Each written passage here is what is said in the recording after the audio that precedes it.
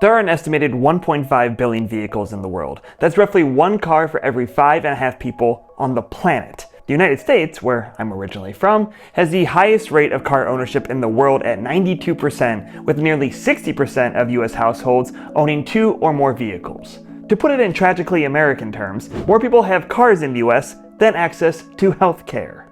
But 15 years ago, I became part of the 8% when I sold my car after moving to Cleveland, and I haven't looked back since. Not when I moved to Costa Rica, not when I briefly moved back up to Cleveland, and certainly not when I moved to Germany 10 years ago. My name's Joe Bauer, an American immigrant in Berlin, and I'm going to share the reasons I first sold my car, what it was like living car-free in Cleveland and Costa Rica, and how living car-free has changed the way I look at the world, both from an environmental perspective and how it shapes the way we live, whether you own a car or not.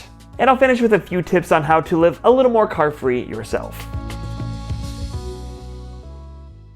I grew up in about as car-centric of a place as you can imagine.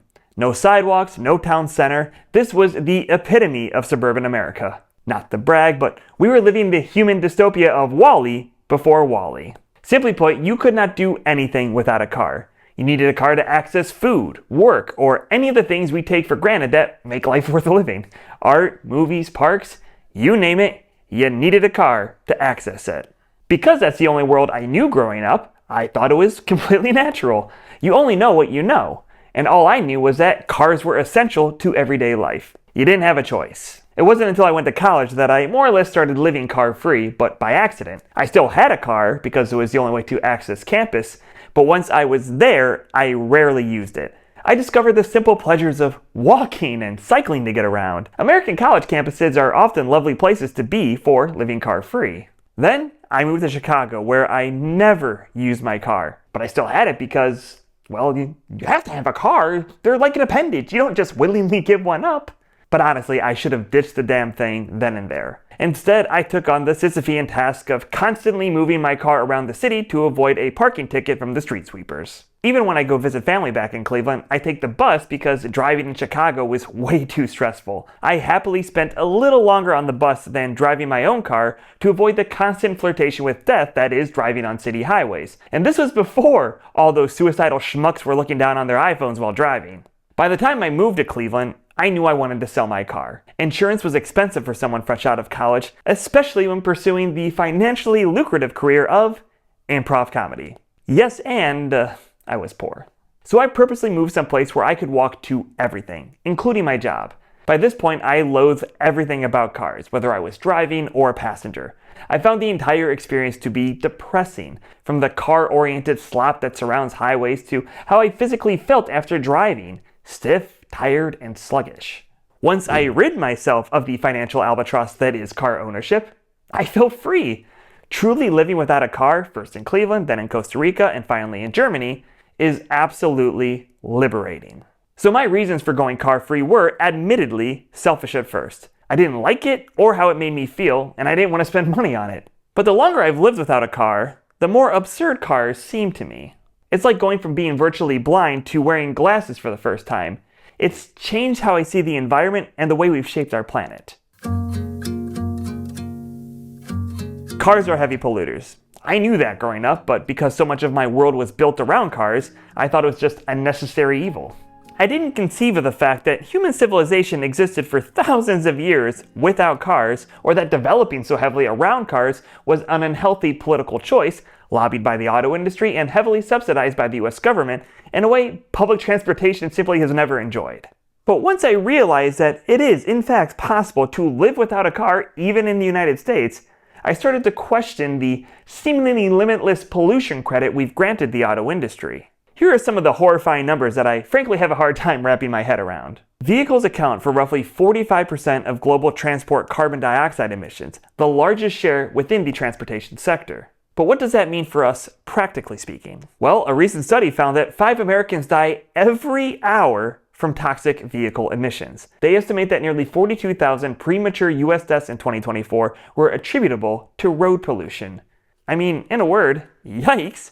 So you might think we tried to move away from driving so much. Nope. In 2025, Americans drove 3.28 trillion miles, matching the pre-COVID peak with no signs of slowing down.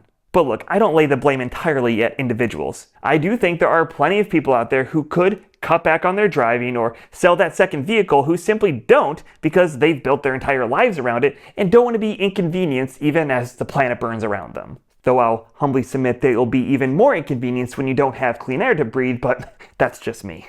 Still, I primarily lay the blame at elected officials who, especially in the United States, don't listen to public demand for more diverse transportation options, like the Transportation Secretary who recently announced they were cutting $1.73 billion from so-called DEI bike lanes. I swear these people just mad-lib things together. Woke streetcars, deep state pedestrian zones, gender fluid congestion pricing. The fact is, cars poison the air we breathe, and lower income folks are often the ones bearing the brunt of that reality. And when you don't own a car, it's maddening to watch the world largely stay the course. Even in Berlin, where the number of car-free citizens continues to grow and an overwhelming majority in the city center don't own one, elected officials want to expand car access to the city and get rid of bike lanes. Though the current government is likely on the outs this election, so schade Schokolade, cheers! Look, I get it's a necessity for some people because of the world we are all born into, or you're a person with a disability or limited mobility. And I'll get the occasional comment from someone who goes full non sequitur. You want to ban cars, huh? Guess you don't like grocery stores being stocked with food or don't want an ambulance to take you to the hospital. Nailed him. But I venture to guess that for the majority of us, especially in the United States, the amount we drive is a choice, not a necessity. Yet going on a joyride is a completely normal and acceptable thing to do. When you don't own a car, it's hard not to view the way many people use cars as just wildly selfish, prioritizing individual convenience at the expense of others. I get that sounds harsh and holier than thou and whatever, but it only sounds harsh because cars are so normalized. But just as smoking was once normalized and now generally viewed as an unhealthy, disgusting habit, I truly believe that future generations will one day look back at our car-oriented hellscapes with similar disdain tenfold, and they'll blame us for it. And if you really think about what our over-reliance on cars has done to the world and our lived experience, rightfully so. Perhaps you're not moved by environmental arguments, which feels bizarre considering the climate news of late, but I have met people who, for whatever reason, admit they're not driven, no pun intended, to making life decisions based on how it impacts the environment. But maybe, just maybe, you like being alive. In which case, this next section is for you. Cars kill a lot of people. Plain and simple. In the United States, they're twice as deadly as gun-related homicides, which is kind of our thing. They kill roughly 35,000 people every year in auto fatalities. And don't forget that earlier study that linked road pollution to premature death. And none of this even accounts for lifelong injuries sustained from cars. Distracted driving is one of the main culprits. One study found that 37% of drivers surveyed admitted to texting or emailing while driving. So if you're driving regularly, you're almost certainly sharing the road with distracted drivers who don't appreciate that these are wildly dangerous killing and maiming machines. And to that point, the World Health Organization estimates 1.16 million people die every year as a result of road traffic crashes. That's insane! But when you own a car, you just accept it as a risk of life. Hope it's not me is basically the vibe. And I have to laugh a little bit because people will say things like, you never know what could happen. You could get hit by a bus tomorrow. And it's always a bus in these analogies, except it's not the buses that are killing us, it's the fucking cars. And the absurdity continues. When you don't own a car, you start to see just how much space we've globally ceded to cars. They're everywhere. I cannot think of anything else in our world that is so objectively destructive, yet normalized, omnipresent, and even celebrated. Pause the video, go outside of your home. Unless you're privileged enough to live in a pedestrianized zone, you're most likely looking at cars. Cars driving by, cars parked on the street, cars stacked up in buildings we've devoted to storing cars. And if you start walking around, it's up to you to make sure you don't get hit by one, because that's not a one-to-one fight you're bound to win. Cars are like the transportation equivalent of Trump. Despite of all of the terrible things they've done and continue to do, they somehow get away with it without any serious consequences. Look, I could ramble on and on about how living car-free changed how I see the world, but for a deeper dive, I highly suggest reading Carmageddon by Daniel Knowles, a Brit who lives in Chicago. It's preaching to the choir for folks like me, but I do occasionally get messages from people who've said that my videos have changed how they see cars. So if you really want to dive into the absurdities of global car culture, get that book. As for me, since living car-free, I feel both liberated and better connected with my community.